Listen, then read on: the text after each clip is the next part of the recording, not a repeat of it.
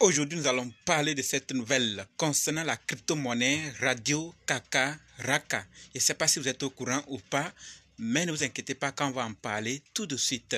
Et ce n'est pas tout. Nous allons aussi parler d'Ethereum, de MetaMask, du Japon et de la Deutsche Bank. Qu'est-ce qui se passe avec ces plateformes, pays et banques? On va en parler tout de suite. Donc, si toi aussi tu veux en savoir plus, continue, ok? Salut! Ici, c'est la chaîne crypto, monnaie et investissement. Et sur cette chaîne, nous parlons de deux thèmes, les crypto-monnaies en général et quelques business en particulier. Alors, si ces deux thèmes vous intéressent, n'hésitez pas à cliquer sur s'abonner, activer la cloche de notification pour ne rien rater, surtout des vidéos d'urgence. Et prenez place car il y a de la place pour tout le monde, y compris vous, quelle que soit votre position géographique. Ok? Mille merci à tous ceux qui sont déjà abonnés, qui me laissent des commentaires, qui partagent mes vidéos. Grâce à votre contribution, nous sommes déjà à plus de 7000 abonnés et je vous remercie du soutien. On va dans le but. Mais oui, on n'a pas cliqué sur abonner, c'est fait. Ok, c'est parti.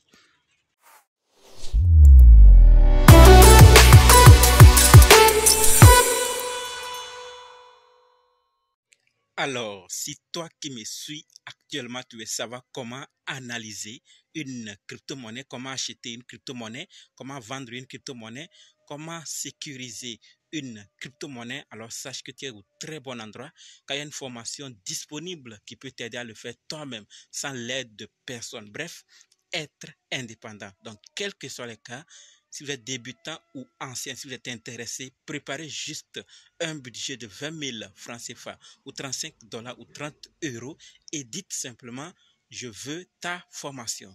Soyez prêts d'abord avant de me contacter. OK? Et on va faire le programme pour commencer. Parlons maintenant des nouvelles de la vidéo. Comme dit, nous allons parler de ces nouvelles. Nous allons d'abord parler d'Ethereum, de MetaMask, du Japon, de la Deutsche Bank et finir avec cette nouvelle concernant Radio Kaka. Ok? Donc restez jusqu'à la fin pour qu'on puisse ensemble découvrir ces nouvelles et prendre nos dispositions. Ok? Par rapport à Ethereum, ce que nous devons savoir, c'est que le lancement du test net Ethereum Oleski, dont on avait parlé dans une des vidéos, échoue. D'accord? La prochaine tentative de lancement pourrait avoir lieu entre le 22 et le 28 septembre. D'accord? Et on nous dit qu'un développeur aurait entré certaines données dans la mauvaise partie des fichiers de genèse du réseau. D'accord? Donc c'est ce qu'on nous dit et c'est ce qui aurait causé cet échec. D'accord? Donc, on nous dit que le lancement a échoué et que le prochain, ça sera entre 22 et 28. On avait parlé de la nouvelle. Aujourd'hui, on nous dit que ça a échoué et que le prochain, ça serait entre 22 et 28. Donc, on reste voir d'autres nouvelles.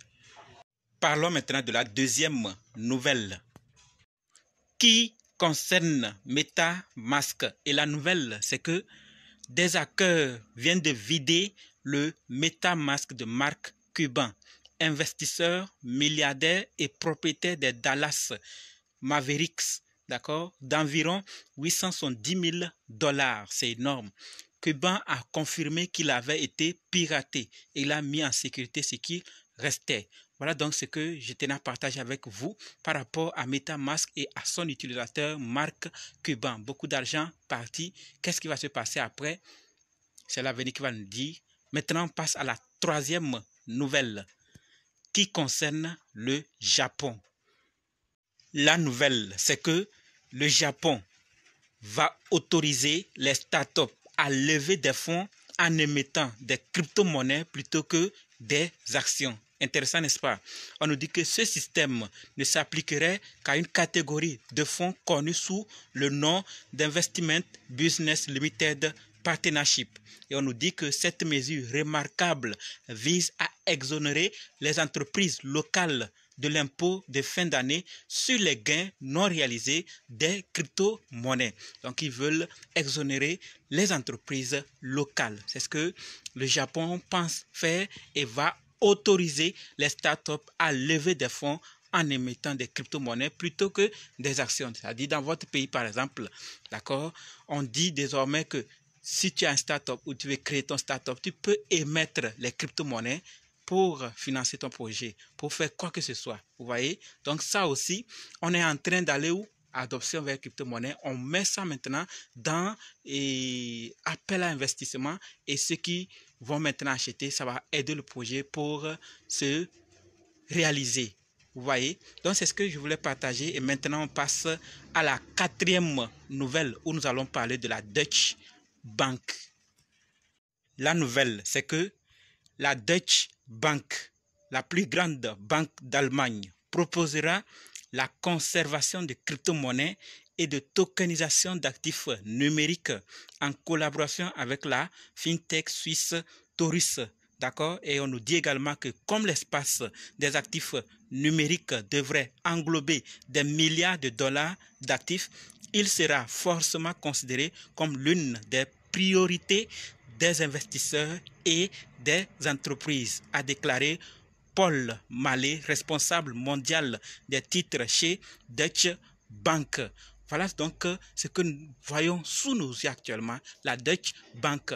Pendant que le marché dort et les gens appellent crypto-monnaie un danger, voilà les grosses banques, les grosses institutions qui se placent, qui investissent, qui ouvrent des portes, qui veulent saisir l'opportunité alors que d'autres sont en train de négliger, d'insulter. D'autres disent que c'est un danger et qu'il ne faut pas investir. Pas de quoi, mais voilà ce que la Deutsche Bank veut faire. Ils ont vu que c'est l'avenir et nous voyons beaucoup de choses qui se passent qui confirment vraiment qu'on est en train d'aller vers l'avenir qui est les crypto-monnaies. Mais pour ce que vous voulez entendre, vous allez aussi entendre les gens vous dire ce qu'ils pensent. Et si vous ne savez pas faire la part des choses, on a beaucoup parlé des nouvelles concernant de grosses institutions qui ne cessent de faire telle action pour les crypto-monnaies, telle action pour la blockchain, telle action pour le Web3. Et on voit ça sous nos yeux et on écoute aussi. Prenons place, formons-nous et achetons des crypto-monnaies qui ont des projets solides pour ne pas regretter après. On passe maintenant à la dernière nouvelle qui concerne Radio Kaka. Par rapport à Radio Kaka, ce que nous devons savoir, c'est que Radio Kaka et BitValue Capital lancent un fonds de croissance de 5 millions de dollars en Afrique. Les deux ont dévoilé un partenariat révolutionnaire qui promet de remodeler le paysage numérique africain grâce au domaine dynamique de la technologie Web 3.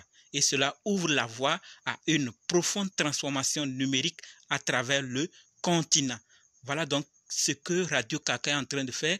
Et il y a plusieurs partenariats avec Radio Kaka dont on n'en parle pas, mais le projet continue toujours, l'équipe est en train de faire. Je ne sais pas vous, ce que vous pensez par rapport à ce projet, ce que vous savez par rapport à ce projet. Et n'hésitez pas à laisser vos avis dans les commentaires et ce que vous savez dans les commentaires également. Et s'il y a quelque chose qu'on devait ajouter, n'hésitez surtout pas.